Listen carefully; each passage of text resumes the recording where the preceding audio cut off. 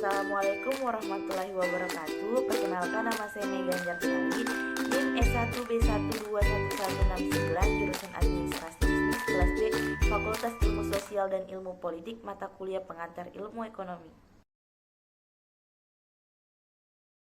Di sini saya akan menjelaskan tentang pandangan dasar ekonomi Islam.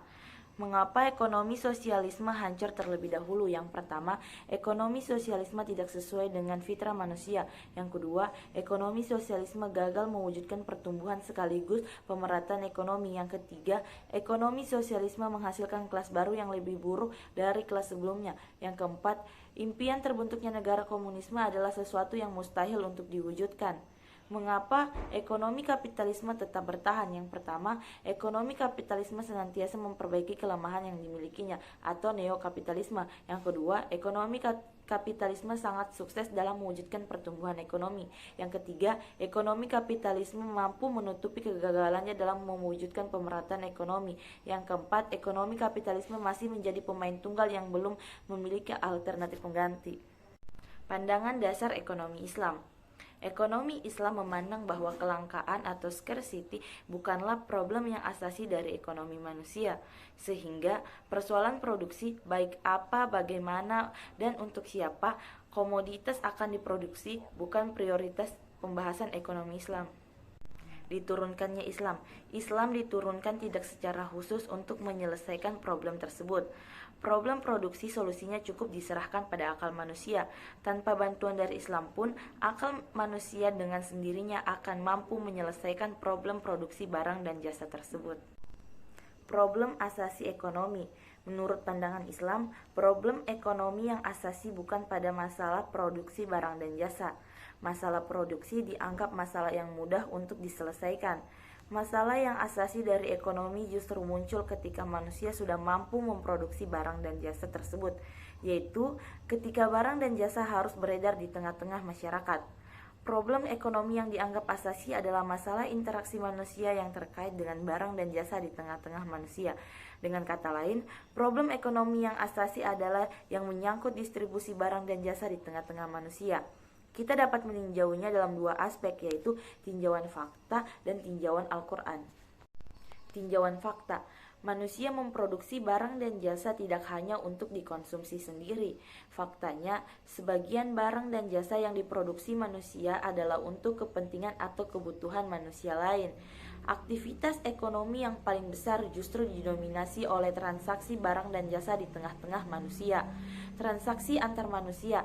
Transaksi itu dapat berupa jual beli, tukar menukar, sewa menyewa, pinjam meminjam, hutang piutang, memberi dan meminta dan sebagainya. Kenyataan menunjukkan bahwa proses transaksi inilah yang lebih banyak menimbulkan problem ekonomi dibanding masalah produksi barang dan jasa. Sumber-sumber konflik, pertikaian, perebutan, keserakahan, kezaliman, penindasan, ketidakadilan, penyelewengan, penyimpangan, keruwetan, kesalahpahaman, dan sebagainya hampir seluruhnya bersumber dari masalah ini.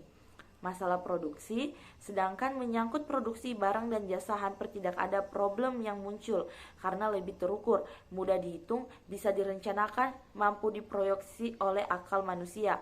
Masalah produksi sudah hampir berbanding lurus dengan kemajuan teknologi, sehingga hampir dapat dikatakan bukan masalah ekonomi lagi.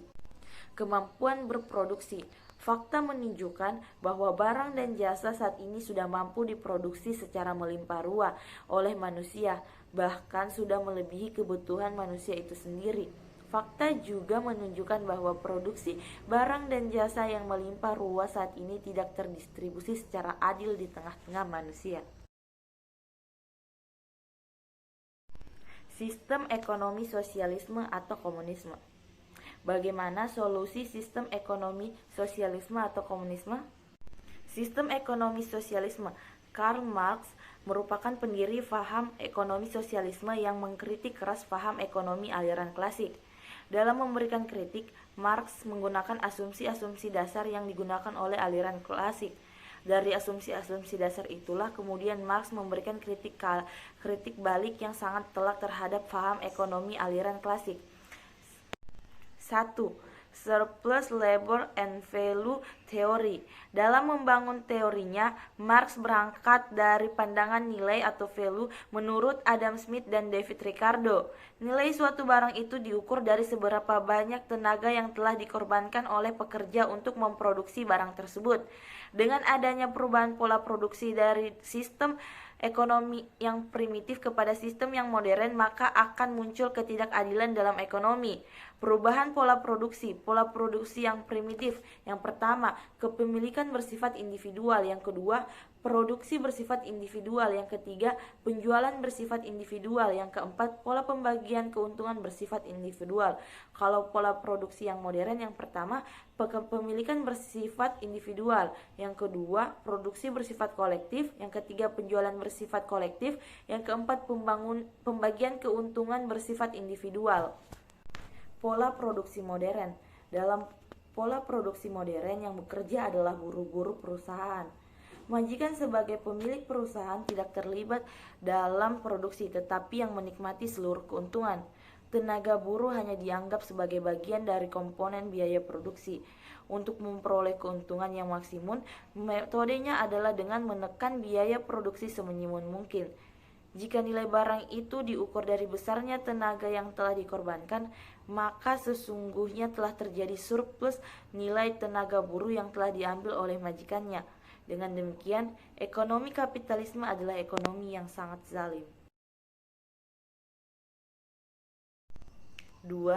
The Law of Capital Accumulation.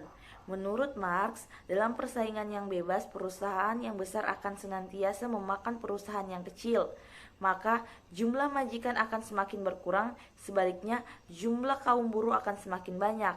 Demikian juga jumlah perusahaan juga akan semakin sedikit, namun akumulasi kapitalnya akan semakin besar. Dengan demikian, nasib kaum buruh akan semakin tertindas. Solusi ekonomi sosialisme. Untuk menghilangkan ketidakadilan yang terjadi dalam ekonomi kapitalisme, maka Marx memberikan solusi yang sangat radikal, yaitu penghapusan kepemilikan individu. Dengan demikian, akan muncul pola produksi yang adil, yaitu pertama, kepemilikan bersifat kolektif, kedua, produksi bersifat kolektif, yang ketiga, penjualan bersifat kolektif, yang keempat, pembagian keuntungan bersifat kolektif.